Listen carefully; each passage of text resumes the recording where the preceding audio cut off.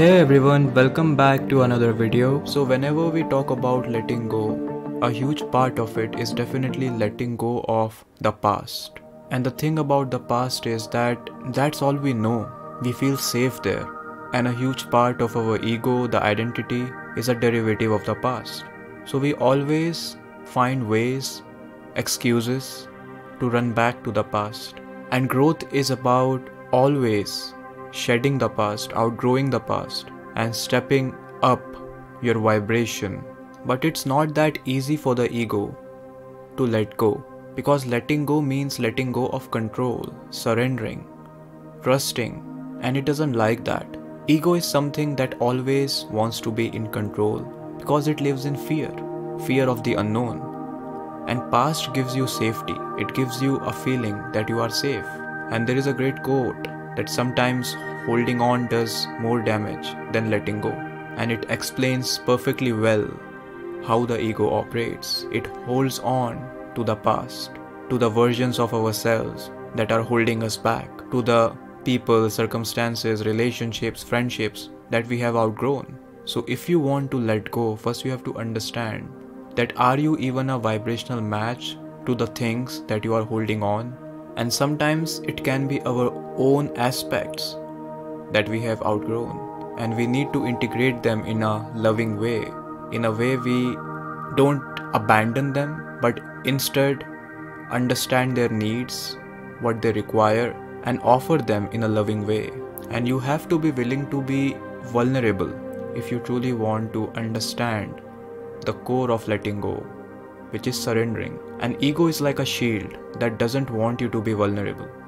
If you can't be vulnerable, you can't surrender, because you're always just pretending to be strong. You will never face yourself, you will never face your emotions, you will never drop down that shield and never accept what you are feeling. And acceptance is a huge part. If you can't accept anything, how can you let go of it? You are living in denial. And a lot of times the things that are not good for us, that are not healthy for us, we put up with that because we don't realize that we deserve better. We don't want to see our hell. We don't want to see the truth, because the ego lives in a castle of illusion.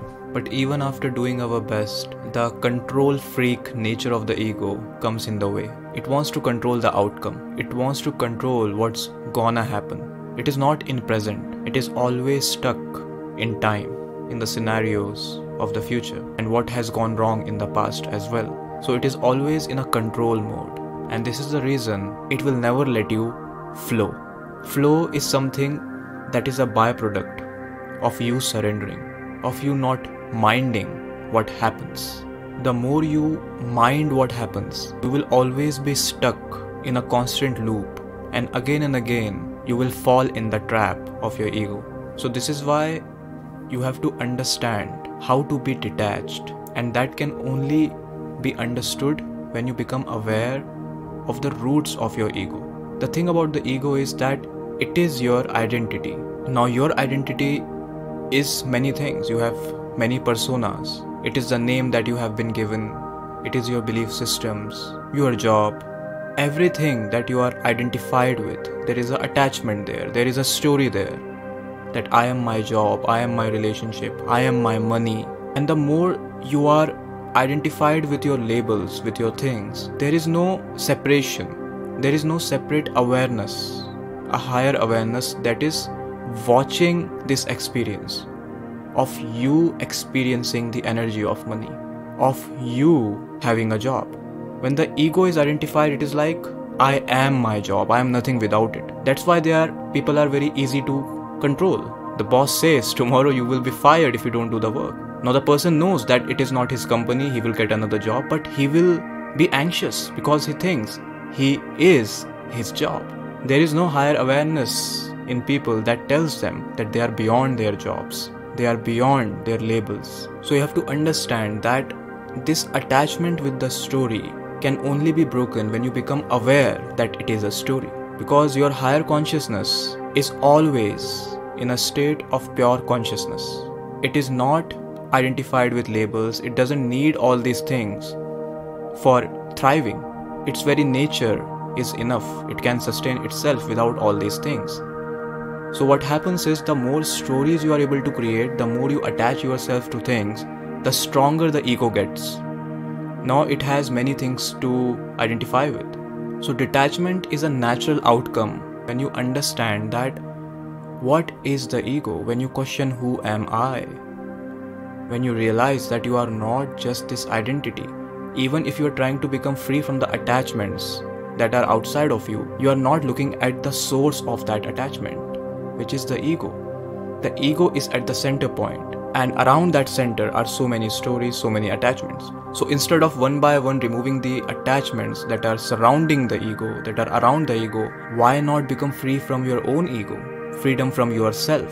So I'm not saying that ego is a villain. We are not villainizing the ego. It is something negative. But you have to understand that you are something beyond it as well. Otherwise, you will live a life with your conditioned ego.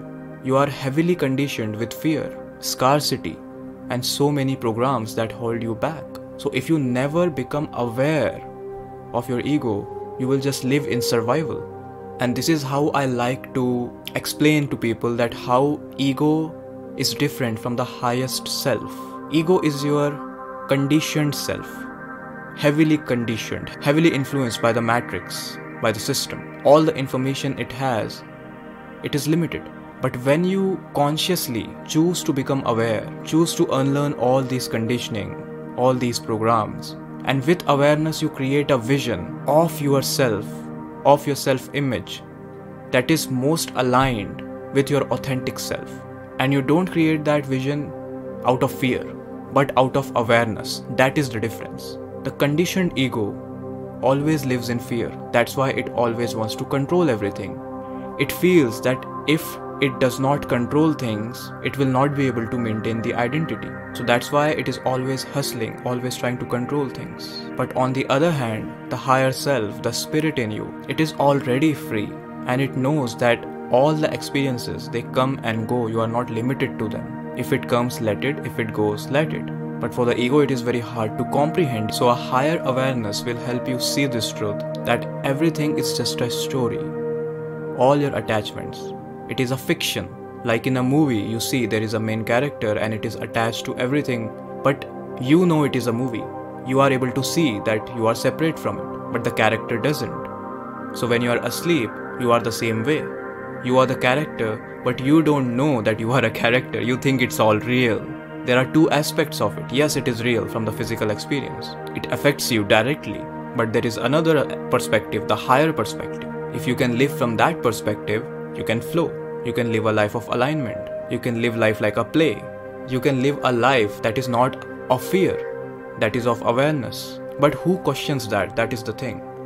Whenever we get attached, whenever we want to let go, we want to do it on the surface level.